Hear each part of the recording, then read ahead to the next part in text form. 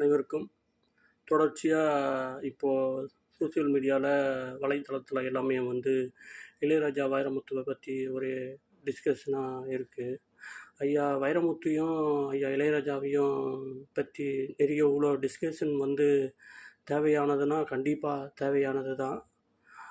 இன்றைக்கி நம்ம எல்லோரும் ஏதோ ஒரு மொழி பேசுகிறோம். நீங்கள் ஒரு மொழி பேசுகிறீங்க, நான் ஒரு மொழி பேசுகிறேன். அப்போ இதுக்கு முன்னாடி மொழி என்பது இருந்ததா? இல்லைன்னா இல்லை, மொழி கிடையாது, சத்தம்தான். வெறும் சத்தம் மட்டும்தான் இருந்தது. அந்த சத்தம் நாள்படலை அது மொழியாக மாறிச்சு. அப்போது இங்கு முதல் எது பிறந்ததுன்னா சத்தம்தான் பிறந்தது. அந்த சத்தம்தான் இசையாக மாறிச்சு.